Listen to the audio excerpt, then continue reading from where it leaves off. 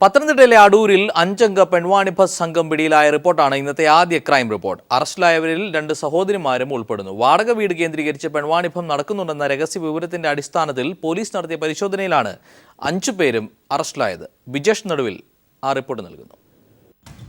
അടൂരിന് സമീപം 14-ാം മൈലിനോട് ചേർന്ന് വാടക വീട് കേന്ദ്രീകരിച്ച് പെൺവാണിഭം നടക്കുന്നുണ്ടെന്ന രഹസ്യവിവരം പോലീസിന് കിട്ടി. തുടർന്ന് നടത്തിയ പരിശോധനയിൽ 3 സ്ത്രീകളെയും 2 പുരുഷന്മാരെയും പിടികൂടുകയായിരുന്നു. നടത്തിപ്പുകാരി അടൂർ ചുനക്കര സ്വദേശി സുകുമാരി, ഇടപാടുകാരായ പഴകുളം സ്വദേശി ഷാജി, പത്തനാപുരം സ്വദേശി അജയകുമാർ എന്നിവരെയും പഴകുളം സ്വദേശികളായ 2 സ്ത്രീകളെയുമാണ് അറസ്റ്റ് ചെയ്തത്. 28ഉം 26ഉം വയസ്സുള്ള ഇവർ സഹോദരിമാരാണ്. 7 മൊബൈൽ ഫോണുകളും 25,000 രൂപയും ഇവരിൽ നിന്നും കണ്ടെടുത്തു. 4 മാസം മുമ്പാണ് 14-ാം മൈലിൽ ഇരുനില വീട് സുകുമാരി വാടകയ്ക്കെടുത്തത്. പകൽ സമയങ്ങളിൽ ഉൾപ്പെടെ നിരവധി അപരിചിതർ വന്നുപോകുന്നത് ശ്രദ്ധയിൽപ്പെട്ടിരുന്നതായി നാട്ടുകാർ പറയുന്നു. അടൂർ CI MG സാബുവിന്റെ നേതൃത്വത്തിലുള്ള പോലീസ് സംഘമാണ് പെൺവാണിഭ സംഘത്തെ കുടുക്കിയത്. News bureau, Pathanamthitta. വ്യവസായി മുഹമ്മദ് നിസാം പ്രതിയായ ചന്ദ്രബോസ് വധക്കേസിന്റെ അന്തിമവാദം നാളെ ആരംഭിക്കും. അന്വേഷണ ഉദ്യോഗസ്ഥരുടെ പക്കലുള്ള രേഖകൾ പരിശോധിക്കാൻ സമയം നൽകണമെന്ന പ്രതിഭാഗത്തിന്റെ ആവശ്യം ഹൈക്കോടതി അംഗീകരിച്ചതിനെ തുടർന്നാണ് വാദം നാളത്തേക്ക് മാറ്റിയത്. മാധ്യമപ്രവർത്തകരെ വിസ്തരിക്കണമെന്ന പ്രതിഭാഗത്തിന്റെ ആവശ്യം ഹൈക്കോടതി തള്ളി. കേസിലെ അന്വേഷണ ഉദ്യോഗസ്ഥരുടെ വെഹിക്കിൾ ഡയറികൾ, പേരാമംഗലം CI PC ബിജുകുമാറിന്റെ നോട്ട്ബുക്ക്, സ്റ്റേഷൻ ജനറൽ ഡയറി തുടങ്ങിയ രേഖകൾ പരിശോധിക്കാൻ അനുവദിക്കണമെന്നാവശ്യപ്പെട്ട പ്രതിഭാഗം ഹൈക്കോടതിയെ സമീപിച്ചിരുന്നു. അപേക്ഷ ഹൈക്കോടതി അംഗീകരിച്ചതോടെയാണ് ഇന്ന് ആരംഭിക്കാനിരുന്ന അന്തിമവാദം നാളത്തേക്ക് മാറ്റിയത്. നാളെ പ്രതിഭാഗം അഭിഭാഷകർ രേഖകൾ പരിശോധിച്ച ശേഷമാകും വാദം ആരംഭിക്കുക. അതേസമയം കേസ് റിപ്പോർട്ട് ചെയ്ത മാധ്യമപ്രവർത്തകരെ വിസ്തരിക്കണമെന്ന പ്രതിഭാഗത്തിന്റെ ആവശ്യം ഹൈക്കോടതി തള്ളി. പല ഘട്ടത്തിലും പ്രതിഭാഗം വിചാരണ നടപടികൾ വൈകിപ്പിക്കാൻ ശ്രമിച്ചതായി പ്രോസിക്യൂഷന് ആരോപണമുണ്ട്. വിചാരണ കോടതി മാറ്റാനും കൊലപാതകം അപകടമരണമായി വരുത്തി തീർക്കാനും ശ്രമം നടന്നു. നിഷാമിനെ വിഷാദരോഗിയായി ചിത്രീകരിക്കാനുള്ള നീക്കങ്ങളെയും പ്രോസിക്യൂഷൻ പ്രതിരോധിച്ചു. ജനുവരി 31-നകം കേസിന്റെ വിധി ഹാജരാക്കാൻ സുപ്രീം കോടതി നിർദ്ദേശിച്ചിരുന്നു. 2 ദിവസത്തിനകം അന്തിമവാദം പൂർത്തിയാക്കി ജനുവരി 3-ാം വാരത്തോടെ വിധി പറയാനാകുമെന്നാണ് പ്രോസിക്യൂഷന്റെ പ്രതീക്ഷ. News bureau, Thrissur. Sampath custody മരണക്കേസിൽ CBI കുറ്റപത്രം സമർപ്പിച്ചു. ഉന്നത പോലീസ് ഉദ്യോഗസ്ഥരെ പ്രതിസ്ഥാനത്ത് നിന്ന് ഒഴിവാക്കിയാണ് എറണാകുളം CJM കോടതിയിൽ CBI വീണ്ടും കുറ്റപത്രം സമർപ്പിച്ചത്. പുത്തൂർ ഷീല വധക്കേസിലെ പ്രതിയായിരുന്ന സമ്പത്ത് പോലീസ് കസ്റ്റഡിയിൽ മരണപ്പെട്ട സംഭവത്തിൽ ഉന്നത പോലീസ് ഉദ്യോഗസ്ഥർക്ക് പങ്കില്ലെന്ന് വ്യക്തമാക്കിയാണ് CBI വീണ്ടും റിപ്പോർട്ട് സമർപ്പിച്ചത്. പ്രതിപ്പട്ടികയിലുണ്ടായിരുന്ന ADGP മുഹമ്മദ് യാസീൻ, DIG വിജയ് സാക്കറെ എന്നിവർക്കെതിരെ തെളിവുകൾ ഇല്ലെന്നാണ് എറണാകുളം ചീഫ് ജുഡീഷ്യൽ മജിസ്ട്രേറ്റ് കോടതിയിൽ നൽകിയ കുറ്റപത്രത്തിൽ വ്യക്തമാക്കുന്നത്. മുഹമ്മദ് യാസീനെയും വിജയ് സാക്കറെയും പ്രതിസ്ഥാനത്ത് നിന്ന് ഒഴിവാക്കിയുള്ള CBIയുടെ ആദ്യ കുറ്റപത്രം നേരത്തെ ഈ കോടതി തള്ളിയിരുന്നു. പിന്നീട് ഇവരടക്കം പ്രതിപ്പട്ടികയിലുള്ള 17 പേരുടെയും പങ്കിനെക്കുറിച്ച് തുടരന്വേഷണം നടത്തി വിശദമായ കുറ്റപത്രം സമർപ്പിക്കാൻ കോടതി ഉത്തരവിട്ടിരുന്നു. ഉന്നത ഉദ്യോഗസ്ഥരെ ഒഴിവാക്കിയതിനെതിരെ സമ്പത്തിന്റെ സഹോദരൻ മുരുകേശൻ സമർപ്പിച്ച ഹർജിയിലായിരുന്നു തുടരന്വേഷണം നടത്താൻ കോടതി ഉത്തരവിട്ടിരുന്നത്. തുടർന്ന് നടത്തിയ അന്വേഷണത്തിനൊടുവിലാണ് ആദ്യ കുറ്റപത്രത്തിന് സമാനമായ കുറ്റപത്രം വീണ്ടും സമർപ്പിച്ചത്. 2010 മാർച്ച് 23-നായിരുന്നു പാലക്കാട് പുത്തൂരിൽ V ജയകൃഷ്ണന്റെ ഭാര്യ ഷീല വീട്ടിൽ കൊല ചെയ്യപ്പെട്ടത്. കേസിൽ മുഖ്യപ്രതിയായിരുന്ന സമ്പത്ത് മാർച്ച് 29-ന് പാലക്കാട് പോലീസിന്റെ കസ്റ്റഡിയിൽ മരണപ്പെടുകയും ചെയ്തു. ഉന്നത ഉദ്യോഗസ്ഥരുടെ പങ്ക് സംബന്ധിച്ച ആരോപണം ശക്തമായതോടെയായിരുന്നു കേസന്വേഷണം CBI ഏറ്റെടുത്തത്. ഇപ്പോൾ സമർപ്പിച്ച കുറ്റപത്രത്തിൽ 14 പേരാണ് പ്രതിസ്ഥാനത്തുള്ളത്. News bureau, Kochi. RSS ആക്രമണത്തിൽ പരിക്കേറ്റ കണ്ണൂർ ചക്കരകല്ലിലെ CPIM പ്രവർത്തകൻ സുമേഷിന്റെ കാൽ മുറിച്ചുമാറ്റി. പ്രദേശത്ത് നടന്ന റെയ്ഡിൽ RSS കേന്ദ്രത്തിൽ നിന്ന് പോലീസ് മാരകായുധങ്ങളും ബോംബും കണ്ടെത്തി. ജോഷിലയുടെ റിപ്പോർട്ട്. കണ്ണൂർ ചക്കരക്കൽ പള്ളിപ്പൊയിൽ കോവിലിന് സമീപം RSS പ്രവർത്തകരുടെ ബോംബേറിൽ പരിക്കേറ്റ തലമുണ്ട സ്വദേശി സമേഷിന്റെ ഇടതുകാൽ കോഴിക്കോട് സ്വകാര്യ ആശുപത്രിയിൽ മുറിച്ചുമാറ്റി. ഇന്നലെ വൈകുന്നേരത്തോടെയായിരുന്നു ഒരു സംഘം RSS പ്രവർത്തകർ CPIM പ്രവർത്തകരായ സമേഷും രാജേഷും സഞ്ചരിച്ച ബൈക്കിന് നേരെ ബോംബെറിഞ്ഞത്. രാജേഷ് കണ്ണൂർ AKG ആശുപത്രിയിൽ ചികിത്സയിലാണ്. ആദ്യം 2 ബോംബെറിഞ്ഞ സമയത്ത് വേക്കിലുള്ളിവ ഇറങ്ങി തോന്നുന്നത്, ബൈക്ക് സ്പ്ലിഡായിട്ട് വേക്കിൽ ഇവൻ ഇറങ്ങി എന്നാ തോന്നുന്നത് എനിക്ക്. അപ്പാടനെ പിന്നത്തെ ഇവന്റെ കാക്കാന്ന് അവരെറിഞ്ഞത്. RSS പ്രവർത്തകരായ ചെമ്പിലോട് സ്വദേശി ഷനിൽ, ഷിനോജ്, ഷിസിർ, ഷാരോൺ, അയ്യപ്പൻമല സ്വദേശി ലെനീഷ് എന്നിവർക്കെതിരെ ചക്കരക്കൽ പോലീസ് കേസെടുത്തു. അതേസമയം പള്ളിപ്പൊയിലിൽ ബോംബാക്രമണം നടന്ന സ്ഥലത്തു നിന്നും പോലീസ് നടത്തിയ പരിശോധനയിൽ 2 ബോംബുകൾ കൂടി കണ്ടെടുത്തു. പള്ളിപ്പൊയിൽ RSS കേന്ദ്രത്തിലെ കടയിൽ നിന്നും വടിവാളുകളും വാളുകളും പോലീസ് കണ്ടെടുത്തു. ചെമ്പിലോട് നടന്നത് സംഘർഷമല്ലെന്നും പ്രകോപനമൊന്നുമില്ലാതെ CPIMന് നേരെ നടന്ന ആക്രമണമാണെന്നും കണ്ണൂരിനെ ആക്രമണത്തിന്റെ പരീക്ഷണ കേന്ദ്രമാക്കാനുള്ള RSS അഖിലേന്ത്യാ നേതൃത്വത്തിന്റെ ഗൂഢാലോചനയുടെ ഭാഗമാണെന്നും CPIM ജില്ലാ സെക്രട്ടറി P. ജയരാജൻ പറഞ്ഞു. ചക്കരക്കല്ലിൽ നടന്നിട്ടുള്ള സംഭവം, അവിടെ CPMന്റെ 2 പ്രവർത്തകന്മാർ ബൈക്കിൽ പോകുമ്പോൾ ബോംബെറിഞ്ഞ് ഒരാളുടെ ജീവൻ അപകട നിലയിലാണിപ്പോൾ. കാല് പൂർണ്ണമായിട്ട് തകർന്നിരിക്കുകയാണ്. RSS നേതാക്കന്മാർ ഇപ്പോഴും പറഞ്ഞുകൊണ്ടിരിക്കുന്നത് ഞങ്ങളുടെ അവസാന വാക്ക് മോഹൻ ജി ഭാഗവതാണ്. ഞങ്ങളുടെ സർസംഘചാലക്ക് പറഞ്ഞാൽ അതിൻ്റെ അപ്പുറത്ത് വാക്കില്ല. ഇവിടെ എന്താ നടക്കുന്നത്? News bureau, Kannur. തൊടുപുഴയിൽ CPIM ലോക്കൽ സെക്രട്ടറി ഷൗക്കത്ത് അലിയുടെ വീടിന് നേരെ ആക്രമണം. നടൻ ആസിഫ് അലിയുടെ പിതാവാണ് ഷൗക്കത്ത് അലി. ആക്രമണത്തിന് പിന്നിൽ മുസ്ലിം ലീഗ് ആണെന്ന് CPIM ആരോപിച്ചു. പ്രശസ്ത സിനിമാ നടൻ ആസിഫ് അലിയുടെ വീടിന് നേരെയാണ് കഴിഞ്ഞ ദിവസം ആക്രമണം നടന്നത്. ആസിഫിന്റെ പിതാവും CPIM മുതലക്കോടം ലോക്കൽ കമ്മിറ്റി സെക്രട്ടറിയുമായ MB ഷൗക്കത്ത് അലിയെ ലക്ഷ്യം വെച്ചായിരുന്നു ആക്രമണം നടന്നത്. പ്രാദേശിക വിഷയത്തിൽ CPIMും ലീഗും തമ്മിൽ സ്ഥലത്ത് കഴിഞ്ഞ ദിവസം തർക്കങ്ങൾ നിലനിന്നിരുന്നു. ഇതിനെ തുടർന്നുണ്ടായ സംഘട്ടനത്തിൽ CPIM പ്രവർത്തകന് പരിക്കേൽക്കുകയും 5 ലീഗ് പ്രവർത്തകർക്കെതിരെ സംഭവവുമായി ബന്ധപ്പെട്ട് പോലീസ് കേസ് രജിസ്റ്റർ ചെയ്യുകയും ചെയ്തിരുന്നു. ഇതിന്റെ പകയാണ് ആക്രമണത്തിലേക്ക് കലാശിച്ചതെന്നാണ് സൂചന. ചില്ല് തകർത്തിട്ടുണ്ട്. രാത്രി 1:30 മണിക്കാണ് ഗേറ്റ് പൂട്ടിയിട്ടിരുന്നതാണ്. ഗേറ്റ് തുറന്ന് അകത്ത് കയറിയതിന് ശേഷം കല്ലിനെറിയുകയാണ് ഉണ്ടായത്. ഇവിടെ ഒരു രാഷ്ട്രീയമായിട്ടൊരു ചെറിയ അഭിപ്രായ വ്യത്യാസങ്ങൾ നടക്കുന്നുണ്ട്. അതിൻ്റെ ഭാഗമായിട്ടൊരു രാഷ്ട്രീയ ആക്രമണമാണ്. വേറെ വ്യക്തിപരമായ വിരോധങ്ങളൊന്നും ആർക്കുമില്ല. രാഷ്ട്രീയമായിട്ടുള്ളൊരു ആക്രമണം തന്നെയാണ് നടന്നത്. സംഭവം അറിഞ്ഞ് സ്ഥലത്തെത്തിയ CPIM ജില്ലാ സെക്രട്ടറി KK ജയചന്ദ്രൻ അക്രമികൾക്കെതിരെ പോലീസ് ശക്തമായ നടപടി സ്വീകരിക്കണമെന്ന് ആവശ്യപ്പെട്ടു. പോലീസ് കർശനമായ നിലപാട് സ്വീകരിക്കണം. കർശനമായ നിലപാട് സ്വീകരിക്കുന്നില്ലെങ്കിൽ ജനങ്ങളെ അണിനിരത്തിയുള്ള പ്രചരണങ്ങളും ശക്തമായ പ്രക്ഷോഭങ്ങളിലേക്കും ഞങ്ങൾ നീങ്ങേണ്ടി വരും. ആക്രമണത്തിനെതിരെ വരും ദിവസങ്ങളിൽ ശക്തമായ പ്രതിഷേധ പരിപാടികൾ നടത്താനും CPIM തീരുമാനിച്ചിട്ടുണ്ട്. News bureau, Idukki. Thiruvananthapuram Poojappura police സ്റ്റേഷനിൽ കസ്റ്റഡിയിലായിരുന്ന യുവാവ് മരിച്ചു. വിളപ്പിൽശാല സ്വദേശി സുധീർ ഖാനാണ് മരിച്ചത്. മദ്യപിച്ച് വാഹനം ഓടിച്ച കേസിലായിരുന്നു ഇന്നലെ ഇയാളെ അറസ്റ്റ് ചെയ്തത്. സംഭവത്തിൽ പ്രതിഷേധിച്ച് നാട്ടുകാർ ഇന്ന് റോഡ് ഉപരോധിച്ചു. പത്താൻകോട്ടിൽ ആക്രമണം നടത്തിയ 6 ഭീകരരെയും വധിച്ചതായി പ്രതിരോധ മന്ത്രി മനോഹർ പരീക്കർ. വരും ദിവസങ്ങളിലും തിരച്ചിൽ തുടരും. ഭീകരരുടെ കൈവശമുണ്ടായിരുന്ന ആയുധങ്ങളിൽ ചിലത് പാക് നിർമ്മിതമാണെന്നും പ്രതിരോധ മന്ത്രി പറഞ്ഞു. അതേസമയം പ്രധാനമന്ത്രി നരേന്ദ്രമോദിയെ ഫോണിൽ വിളിച്ച് പാക് പ്രധാനമന്ത്രി നവാസ് ഷെരീഫ് ഉത്തരവാദികൾക്കെതിരെ നടപടിയുണ്ടാകുമെന്ന ഉറപ്പ് നൽകി. ശനിയാഴ്ച രാവിലെ തുടങ്ങി 38 മണിക്കൂറാണ് വ്യോമസേനാ താവളത്തിൽ നുഴഞ്ഞുകയറിയ ഭീകരരുമായി ഏറ്റുമുട്ടൽ നടന്നത്. പിന്നീട് അങ്ങോട്ട് നടന്നത് ഭീകരർ ഒളിഞ്ഞിരിപ്പുണ്ടോ എന്ന സംശയത്തിൽ നടത്തിയ തിരച്ചിലാണ്. ഏറ്റുമുട്ടലിൽ 6 ഭീകരരെയും വധിച്ചു. 2 ഭീകരരുടെ മൃതദേഹങ്ങൾ തിരിച്ചറിയാനാകാത്ത നിലയിലാണ്. മൃതദേഹങ്ങൾ DNA ടെസ്റ്റിന് വിധേയമാക്കും. തീവ്രവാദികളുടെ കയ്യിൽ നിന്നും പിടിച്ചെടുത്ത ആയുധങ്ങളിൽ ചിലത് പാക് നിർമ്മിതമാണെന്നും പ്രതിരോധ മന്ത്രി മനോഹർ പരീക്കർ പറഞ്ഞു. I don't think हम लोगों ने सिक्योरिटी पे कुछ कॉम्प्रोमाइज किया. सिक्योरिटी पूरी तैयारी की थी. It takes some time to guard such a huge complex. വ്യോമതാവളത്തിൽ സൂക്ഷിച്ചിരുന്ന ആയുധങ്ങൾക്കും തന്ത്രപ്രധാന കെട്ടിടങ്ങൾക്കും കേടുപാട് സംഭവിച്ചിട്ടില്ല. സുരക്ഷാ പാളിച്ച ഉണ്ടായിട്ടില്ലെങ്കിലും ചില വീഴ്ചകൾ സംഭവിച്ചിട്ടുണ്ട്. NIA അന്വേഷണം പൂർത്തിയായതിനു ശേഷം ഈ കാര്യങ്ങൾ വ്യക്തമാകുമെന്നും അന്വേഷണം സംബന്ധിച്ച് വിശദാംശങ്ങൾ ഇപ്പോൾ വെളിപ്പെടുത്താനാകില്ലെന്നും മന്ത്രി പറഞ്ഞു. കരസേന വ്യോമസേനാ മേധാവികൾക്കൊപ്പം പത്താൻകോട്ട് വ്യോമസേനാ താവളം സന്ദർശിച്ച മനോഹർ പരീക്കർ സുരക്ഷാ ഉദ്യോഗസ്ഥരെ അഭിനന്ദിച്ചു. അതേസമയം പാക് പ്രധാനമന്ത്രി നവാസ് ഷെരീഫ് പ്രധാനമന്ത്രി നരേന്ദ്രമോദിയെ ഫോണിൽ വിളിച്ച് ഉത്തരവാദികൾക്കെതിരെ കർശന നടപടിയുണ്ടാകുമെന്ന് ഉറപ്പ് നൽകി. ഭീകരാക്രമണത്തിലെ പാക് ബന്ധം സംബന്ധിച്ച തെളിവുകൾ ഇന്ത്യ പാകിസ്ഥാന് കൈമാറിയിരുന്നു. നടപടിയുണ്ടായില്ലെങ്കിൽ ഉഭയകക്ഷി ചർച്ചകൾ നിർത്തിവെക്കുമെന്ന് ഇന്ത്യ മുന്നറിയിപ്പ് നൽകിയിരുന്നു. M. Santhosh, news bureau, Delhi.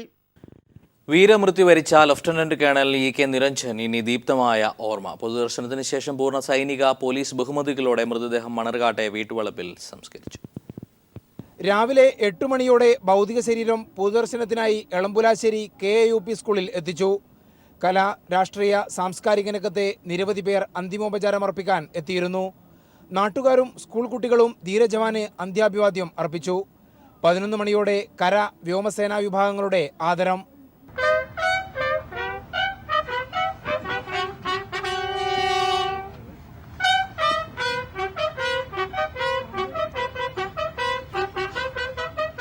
പതിനൊന്നരയോടെ സൈനിക ബാൻഡ് വാദ്യത്തിന്റെ അകമ്പടിയിൽ വിലാപയാത്രയായി മൃതദേഹം കളരിക്കൽ വീട്ടുവളപ്പിലേക്ക്. സംസ്കാര ചടങ്ങിൽ സംസ്ഥാന സർക്കാരിനെ പ്രതിനിധീകരിച്ച് ആഭ്യന്തരമന്ത്രി രമേശ് ചെന്നിത്തല പങ്കെടുത്തു. MP മാരായ MB രാജേഷ്, PK ബിജു, ജില്ലയിൽ നിന്നുള്ള മറ്റ് ജനപ്രതിനിധികൾ എന്നിവരും ചടങ്ങിൽ സംബന്ധിച്ചു. പൂർണ്ണ സൈനിക പോലീസ് ബഹുമതികളോടെയായിരുന്നു സംസ്കാരം.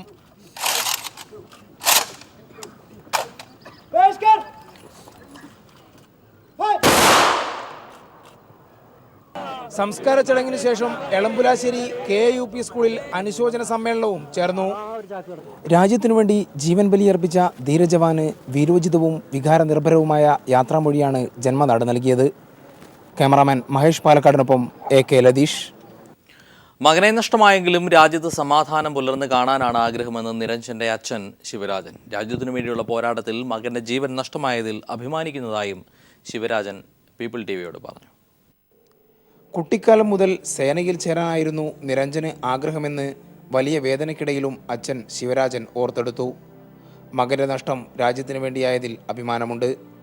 രാജ്യത്ത് സമാധാനം പുലരണമെന്നാണ് ആഗ്രഹം. മകൻ്റെ നഷ്ടം വലിയ നഷ്ടമാണ്, പക്ഷേ രാജ്യത്തിന് വേണ്ടിയിട്ട് ജീവൻ കഴിച്ചു, അതിലൊരു അഭിമാനമുണ്ട്. ഡെപ്യൂട്ടേഷനിലാണ് നിരഞ്ജൻ NSGയിൽ എത്തിയത്. 3 മാസം കൂടി കഴിഞ്ഞിരുന്നെങ്കിൽ തിരിച്ച് ബംഗളൂരു MEGയിൽ എത്തുമായിരുന്നു. മകൾ വിസ്മയുടെ ആദ്യ പിറന്നാളിന് അമേരിക്കയിൽ ട്രെയിനിങ്ങിലായതിനാൽ പങ്കെടുക്കാൻ കഴിഞ്ഞില്ല. 3 മാസത്തിന് ശേഷം 2ാം പിറന്നാൾ ആഘോഷിക്കാനിരിക്കെയാണ് ദാരുണമായ അന്ത്യം. അമ്മയുടെ നഷ്ടം മക്കളെ അറിയിച്ചിട്ടില്ലെന്നും അച്ഛൻ കൂട്ടിച്ചേർത്തു. മകളെയും തന്നെയും ഏറെ സ്നേഹിച്ചിരുന്നതായി ശിവരാജൻ പറഞ്ഞു. 4 ദിവസം മുമ്പ് മകളോടൊത്ത് ഉറങ്ങുന്ന ഫോട്ടോ വാട്സപ്പ് വഴി അയച്ചിരുന്നു. മകളെ എന്ന് വെച്ചാൽ വലിയ ഇഷ്ടം, എന്നെയും വലിയ ഇഷ്ടം. മരിക്കടേണ്ട 2 ദിവസം മുന്നേ എനിക്ക് വാട്സാപ്പിൽ അയച്ചിരുന്ന ഫോട്ടോ. നല്ല ക്യൂട്ടാണ്, നല്ല പ്രകൃതിയാണ്. ലാസ്റ്റിലെ അവർ 2 പേരും കിടന്നുറങ്ങേണ്ടത്. That was his last.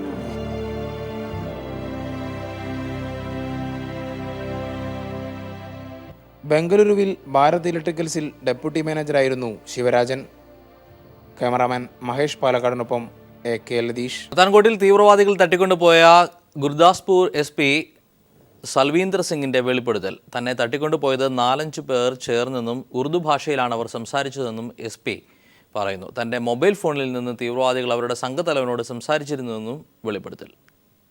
मेरा फ़ोन किया मेरे फ़ोन के ऊपर, सलाम सलाम, और उसके बाद वो फ़ोन बंद कर दिया.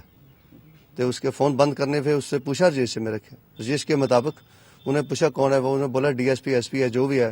फिर उन्होंने कमांडर ने बात की उधर पाकिस्तान में, फिर मेरे को वापस लेने के लिए आगे मारने के लिए. नहीं है, मेरी आंखें बंद कर दी नीचे करके. जब आंखें नीचे बंद कर दी, पट्टी बांध दी आंखों, मुंह मेरा बंद कर दिया, आंखें बाजू मेरी है जो पीछे बांध दी. उस पर कोई पता नहीं चला कहाँ ले गए, कैसे नहीं हुआ. രാജ്യത്ത് ഭീകരാക്രമണങ്ങളുണ്ടായ പശ്ചാത്തലത്തിൽ ശബരിമലയിൽ സുരക്ഷ ശക്തമാക്കി. സംശയാസ്പദമായ സാഹചര്യത്തിൽ കർശന പരിശോധനകൾക്ക് ശേഷം മാത്രമേ തീർത്ഥാടകരെ സന്നിധാനത്തേക്ക് കടത്തിവിടൂ. മകരവിളക്കിനോടനുബന്ധിച്ച് കൂടുതൽ പോലീസുകാരെയും ശബരിമലയിൽ വിന്യസിക്കും. രാജ്യത്ത് ഭീകരാക്രമണ ഭീഷണി നിലനിൽക്കുന്ന പശ്ചാത്തലത്തിലാണ് ശബരിമലയിൽ സുരക്ഷ ശക്തമാക്കിയത്. പമ്പയിലും സന്നിധാനത്തുമടക്കം എല്ലായിടങ്ങളിലും സുരക്ഷാ പരിശോധനകൾ കർശനമാക്കി. സംശയാസ്പദമായ സാഹചര്യത്തിൽ തിരിച്ചറിയൽ കാർഡ് പരിശോധിച്ച ശേഷമേ തീർത്ഥാടകരെ സന്നിധാനത്തേക്ക് കടത്തിവിടൂ.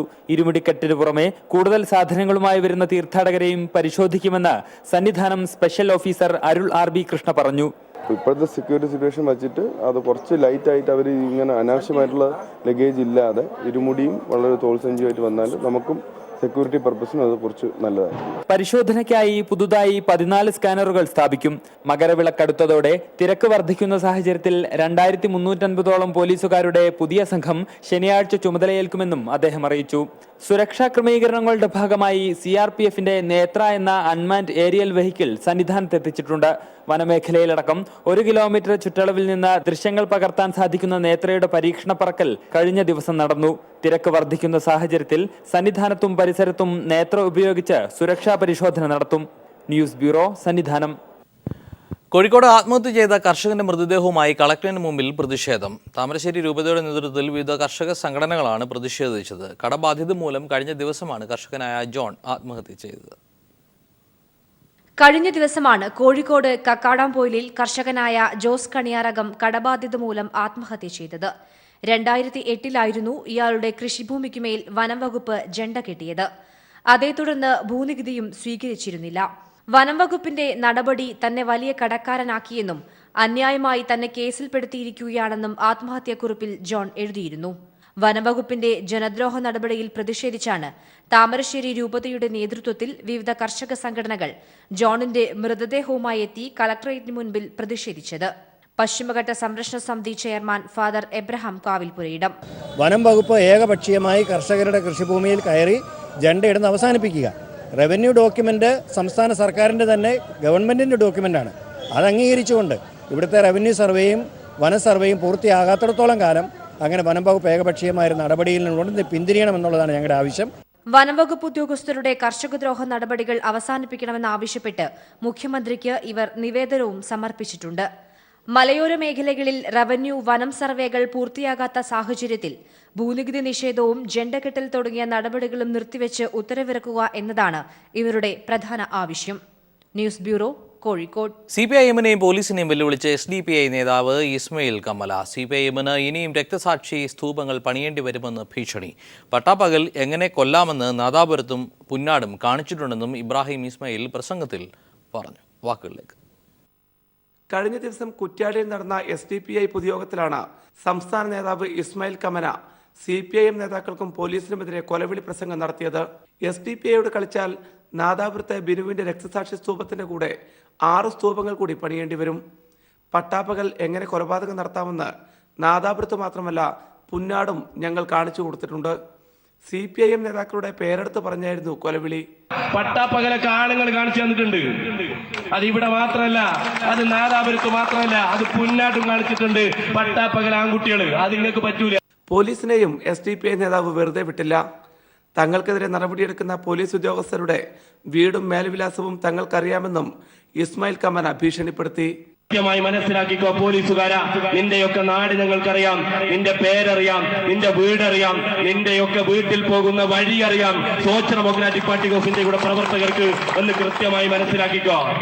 News bureau, Kozhikode. ഓണാഘോഷത്തിന്റെ മറവിൽ സർക്കാർ ലക്ഷങ്ങൾ കൊള്ളയടിച്ചതിന്റെ തെളിവുകൾ പുറത്ത്. കവിയരങ്ങ്, പുസ്തക ചർച്ച, ലഘുഭക്ഷണം, വാഹന ഉപയോഗം എന്നിവയിലാണ് പ്രധാനമായും വെട്ടിപ്പ് നടന്നിരിക്കുന്നത്. പല വൗച്ചറുകളിലും ഓണാഘോഷ കമ്മിറ്റി അംഗങ്ങൾ എല്ലാവരും ഒപ്പിടാത്തത് തട്ടിപ്പ് കൂടുതൽ സാധൂകരിക്കുന്നു. സർക്കാർ ഓണാഘോഷത്തിന്റെ മറവിൽ ലക്ഷങ്ങളുടെ വെട്ടിപ്പ് നടത്തിയതിന്റെ തെളിവുകളാണ് പുറത്തു വന്നിരിക്കുന്നത്. വിനോദസഞ്ചാര വകുപ്പിന്റെ ആധികാരികമായ അറിയിപ്പ് പ്രകാരം 2015 സെപ്റ്റംബർ 26 മുതൽ 30 വരെ VGT ഹാളിൽ കവി സമ്മേളനവും നാടകവും മാത്രമാണ് പറഞ്ഞിരുന്നത്. എന്നാൽ അതിൽ നിന്നും വ്യത്യസ്തമായി പുസ്തക ചർച്ച, കഥയരങ്ങ് എന്നിവ നടത്തി പങ്കെടുത്തവർക്ക് പാരിതോഷികം വരെ നൽകി. കലാം കൊച്ചേറ എന്ന വ്യക്തിയാണ് ഇതിന്റെയെല്ലാം ഏകോപനം നടത്തിയത്.